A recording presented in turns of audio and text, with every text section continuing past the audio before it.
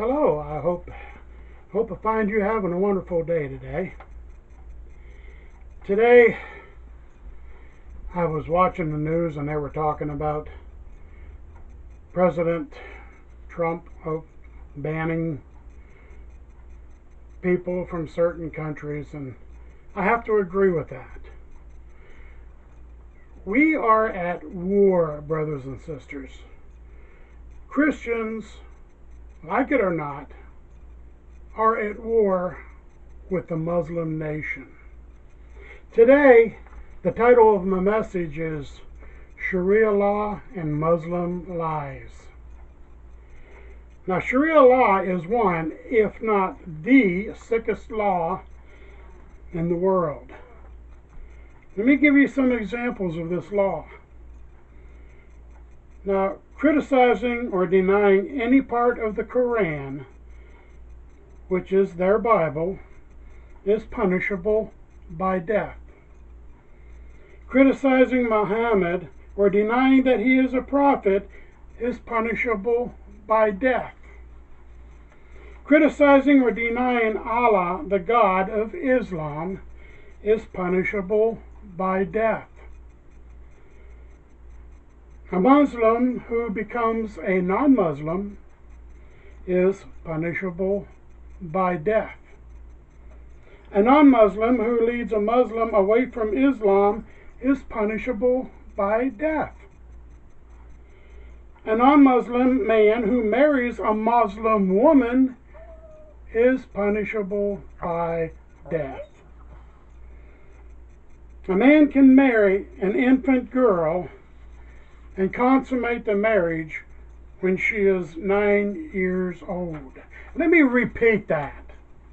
You know, it angers me.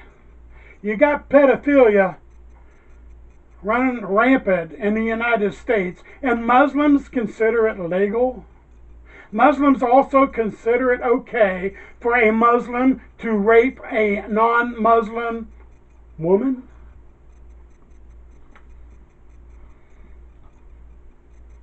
A religion of peace? I don't think so. But let me repeat that one law there. A man can marry an infant, a baby, a little baby girl, and they can consummate the marriage when she is 9 years old. Come on, brothers and sisters. Is this not an abomination to God?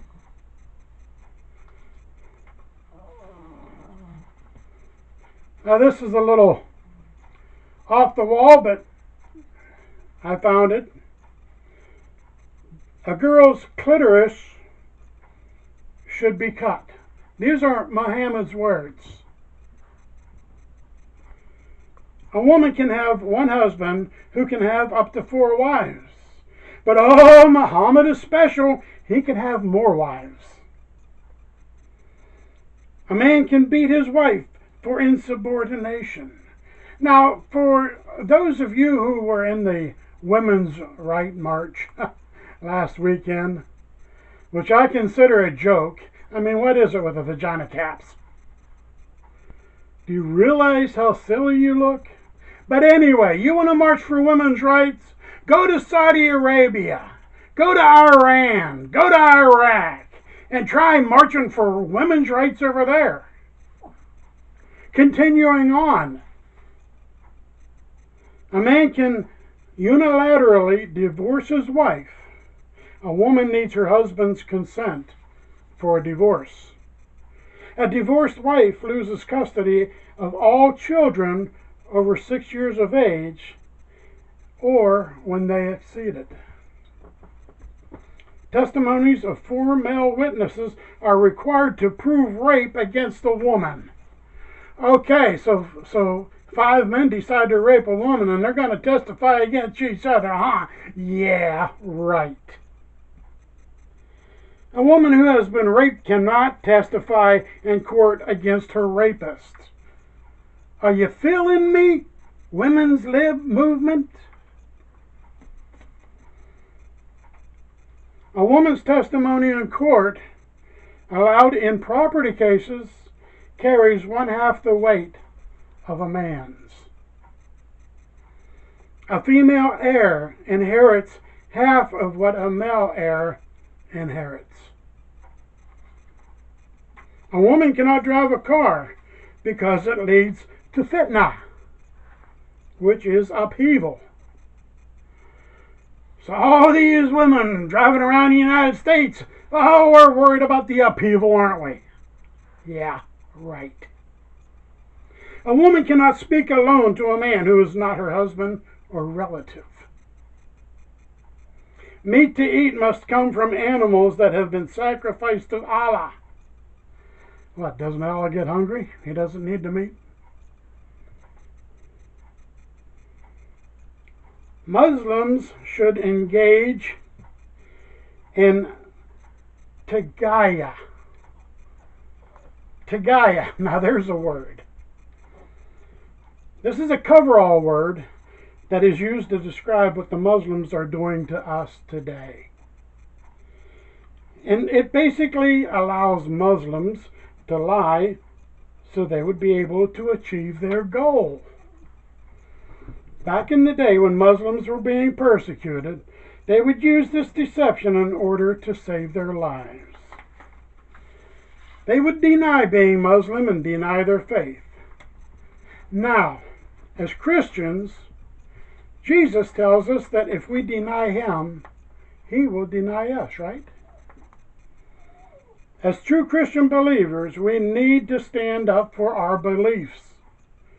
Today they use this, and a lot of gullible people are buying it, by the way. They use it to say that they are a religion of peace. They say that they don't want to take over America. Well, let me show you one way that Muslims will try to gain a foothold in this country. They will use tagaya to convince the local people that they are a loving people. Take a look at Hamtramck, Michigan, a town that used to be of Polish descent. Now it's under the Muslim control. All they had to do was keep quiet and let the deceived people of that town vote them in. One of the first things the council voted on was to build a mosque. Guess there's no separation of church and state there, is there? Look at all the liberals and Democrats, and yes, even some Republicans that have been fooled already. Even with all the shootings in America done by extremists, which is another word for Muslims, these deceived people are still embracing the servants of Satan. Let me give you another example. Take cancer, for instance. It starts as one small cell and quickly evolves into a terrible disease that sometimes can't be stopped until the host is dead. Well, brothers and sisters, I am here to tell you that Islam is the cancer and America is the host. Let me leave you with this now.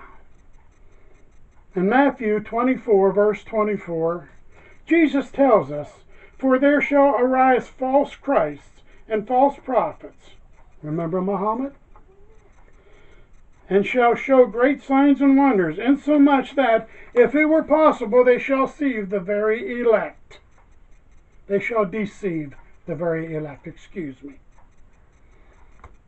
Please, brothers and sisters, don't be deceived like a lot of our government officials are, like the liberals are.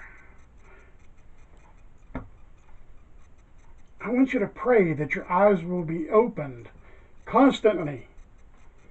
And we need to pray for the Islam nation. Yes, Jesus tells us we have to pray for our enemies. Pray for them to turn to Jesus. Don't be deceived. Peace be with you, and may God bless you and yours.